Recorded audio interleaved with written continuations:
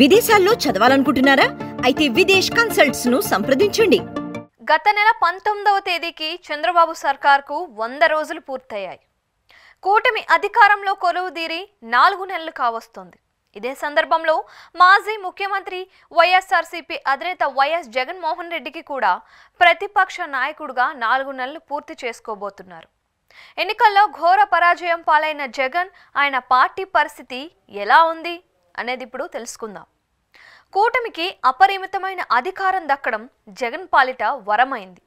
ఇక తమకు ఎదురే లేదు అన్న అహంకారం ముఖ్యంగా టీడీపీలో కనిపిస్తోంది. అందుకే చేయకూడని తప్పుల్ని టీడీపీ, జనసేన నేతలు చేస్తున్నారు.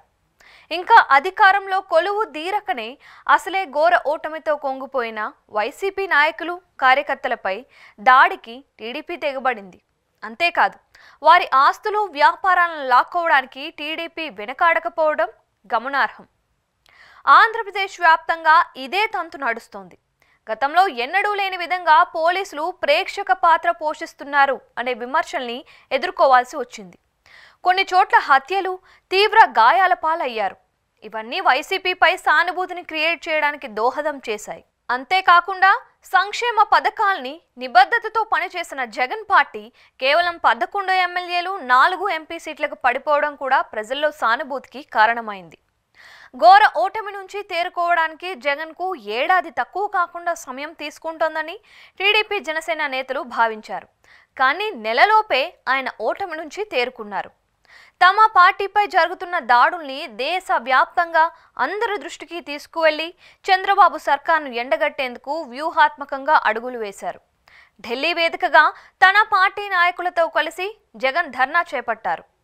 ఈ ధర్నాకు ఉత్తరప్రదేశ్ మాజీ సీఎం అఖిలేష్ యాదవ్, మమతా బెనర్జీ పార్టీకి చెందిన ఎంపీలు, అలాగే అన్నా డీఎంకే తదితర ఇండియా కూటమి నేతలు హాజరై సంఘీభావం తెలిపారు. అధికారం శాశ్వతం కాదని, చంద్రబాబు ప్రభుత్వ తీరు బాగా లేదని పలువురు నేతలు హితవు పలికారు.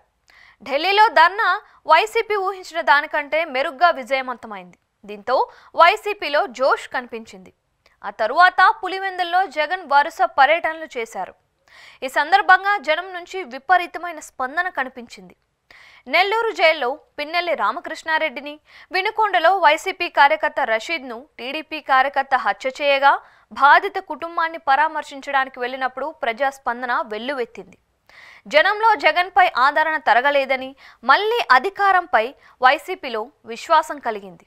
మరోవైపు విజయవాడలో వరద బాధితులను ఆదుకోవడంలో ప్రభుత్వం అట్టర్ ఫ్లాప్ కావడం వైసీపీకి రాజకీయంగా కలిసొచ్చే అంశం.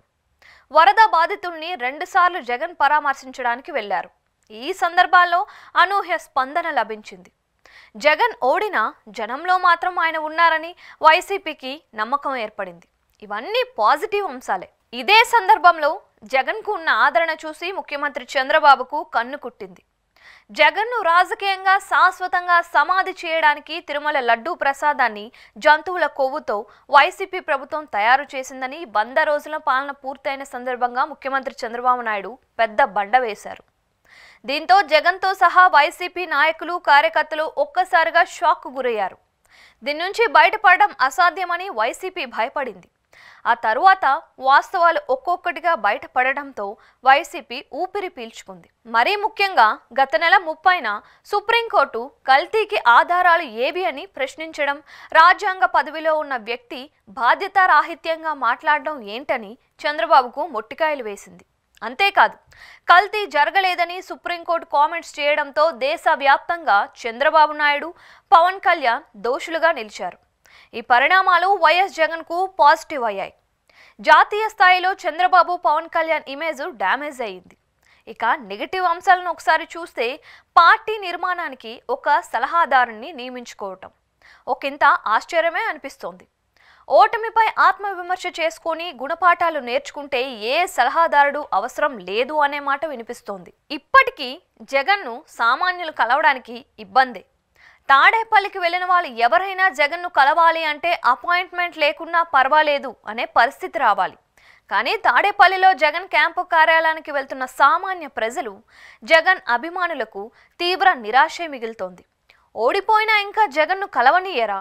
ఇక శాశ్వతంగా ఆయనకు దూరం కావాలి అనేంతగా విరక్తి, అసహనం, ఆగ్రహం వైసీపీ కార్యకర్తలు, ద్వితీయ శ్రేణి నాయకుల్లో కలిగిస్తున్నారు.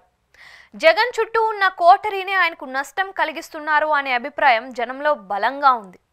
ఓడిపోయిన జగన్ను ఇంకా తాడేపల్లి ప్యాలెస్లోనే బంధించారు అనే ఆరోపణలు లేకపోలేదు. జగన్ ఒక మాస్ లీడర్ అని, ఆయన్ను జనంతో మమేకం కానివ్వకపోతే తీవ్రంగా నష్టం కలిగించిన వారు అవుతారు అనే ఆగ్రహం కార్యకర్తల నుంచి వ్యక్తమవుతోంది. ప్రధానంగా వైసీపీలో సమన్వయ లోపం కనిపిస్తోంది. వైసీపీకి నాలెడ్జ్ సెంటర్ లేదు. అలాగే కార్యకర్తలు, ద్వితీయ శ్రేణి నాయకులకు తాడేపల్లిలోని పార్టీ పెద్దలతో సంబంధాలు ఉండటం లేదు. జగన్ ఏనాడు కార్యకర్తలు, నాయకులతో మాట్లాడిన దాఖలాలు లేవు. పోనీ జగన్ నుంచి కార్యకర్తలు కోరుకుంటున్నది కూడా ఏమీ లేదు. జస్ట్ ఆయనతో సెల్ఫీ దిగితే మహదానందం పడిపోతూ ఉంటారు. ఆ మాత్రం ఆనందం నింపడానికి కూడా వైసీపీ పెద్దలకు చేత కావటం లేదు, మనసు కూడా రావటం లేదు. జగన్ కోరుకుంటున్న నాయకులు ఆయనకు దూరం అవుతున్నారు. జగన్ కావాలని కోరుకుంటున్న కార్యకర్తలు, ద్వితీయ శ్రేణి నాయకులకు ఆయన దూరంగా ఉంటున్నారు. ఇద్దరినీ కలిపే వ్యవస్థ ఏర్పడేంత వరకు వైసీపీకి మంచి రోజులు లేనట్టే. నిజానికి చంద్రబాబు సర్కార్ 100 రోజుల పాలన పూర్తయ్యేసరికి జనంలో వ్యతిరేకత టాక్ తెచ్చుకుంది. దీన్ని రాజకీయంగా సొమ్ము చేసుకునే వ్యవస్థ వైసీపీ వద్ద లేనేలేదు. నెమ్మదిగా చంద్రబాబు సర్కార్పై వ్యతిరేకత పెరుగుతోంది. ఈ వ్యతిరేకత అంతా వైసీపీకి అనుకూలంగా మారాలి. అలా మారుతున్న వాతావరణం అయితే కనిపించటం లేదు. దొందే అనే నిట్టూర్పు జనం నుంచి వ్యక్తమవుతోంది. ఇప్పటికే జగన్పై వ్యతిరేకత పోయేలా లేదు. ఘోరంగా ఓడిపోయిన పార్టీకి ఒక్కసారిగా అనుకూల వాతావరణం అనేది ఉండదు. కానీ అయ్యో పాపం జగన్ అనే సానుభూతి క్రమంగా బిల్డప్ కావాలి. అది చాలా తక్కువగా అవుతోంది. మరి ముఖ్యంగా చంద్రబాబు సర్కార్ ఒక పథకం వైసీపీ ప్రభుత్వంపై దారుణ నిందారోపణలు వేస్తోంది. వీటికి గట్టిగా కౌంటర్ ఇచ్చే అధికార ప్రతినిధులు కరువయ్యారు.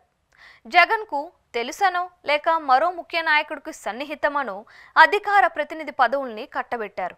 అంతే తప్ప కాసింత రాజకీయ, సామాజిక, ఆర్థిక అంశాలపై జ్ఞానం ఉన్న వాళ్లను, పార్టీ వాయిస్ను బలంగా వినిపించడానికి పదవులు ఇవ్వకపోవడం అతి పెద్ద లోపం. ఉదాహరణకు ప్రకాశం బ్యారేజీని 3 బోట్లతో ధ్వంసం చేసి లక్షలాది మంది విజయవాడ ప్రజల ఉసురు తీయడానికి జగన్ పార్టీ నాయకులు కుట్ర పన్నారని ముఖ్యమంత్రి చంద్రబాబు ఆరోపించడం, దాన్నే కూటమి నేతలు అందుకొని తీవ్ర ఆరోపణలు చేశారు. దున్నపోతు ఈనింది అంటే దొడ్లో కట్టేయమని టీడీపీ నేతలు చెబితే కట్టేస్తామని ముందుకొచ్చే వాళ్లను చూస్తున్నాం. కానీ దున్నపోతు ఎలా ఈనుతుంది అనే ప్రశ్నను జనం మెదళ్లలో మొలకెత్తించడంలో వైసీపీ అధికార ప్రతినిధులు పూర్తిగా విఫలమయ్యారు. ఇలా అయితే భవిష్యత్తులో గట్టు ఎలా ఎక్కుతారో ప్రశ్నించుకోవాలి. వైసీపీ సోషల్ మీడియాలో లాజిక్గా, ధీటుగా కౌంటర్ ఇచ్చే పోస్టులు కనిపించడం లేదు. ఎవరైనా స్వచ్ఛందంగా ప్రభుత్వంపై వ్యతిరేకంగా ఒక పోస్టు లేదా వీడియో పెడితే అలాంటి వాటిని మాత్రమే వైరల్ చేసుకుంటున్నారు. అసలు సోషల్ మీడియాను శక్తివంతంగా మార్చుకోవచ్చు అనే స్పృహే వైసీపీ పెద్దలకు లేనట్లుంది. ముఖ్యంగా జగన్ తనకు తెలిసిన వాళ్లకు పదవులు కట్టబెట్టకుండా కాసింత జ్ఞానం ఉన్న వాళ్ళను కీలక పదవుల్లో నియమించాలి. ఇది జరిగినప్పుడే టీడీపీని లేదా కూటమిని ధీటుగా ఎదుర్కోగలరు. అన్నింటికంటే ముఖ్యంగా అధికారం మళ్ళీ మనదే అనే అతి విశ్వాసం నుంచి వైసీపీ దూరంగా ఉండాలి. అతి విశ్వాసం నిర్లక్ష్యాన్ని, ప్రత్యర్థులపై తక్కువ అంచనాను కలిగిస్తోంది. మరి ముఖ్యంగా చంద్రబాబు నాయుడిని జనం నమ్మరు అనే భ్రమ నుంచి జగన్ బయటపడాలి. రాజకీయాల్లో వ్యక్తిగత ప్రేమాభిమానాలకు చోటు ఉండదు. లాభ నష్టాలు మాత్రమే గెలుపోటములను నిర్ణయిస్తూ ఉంటాయి. గత ఎన్నికల్లో చంద్రబాబును జనం నమ్మరు అనేది అతి విశ్వాసమే జగన్ కొంపముంచింది.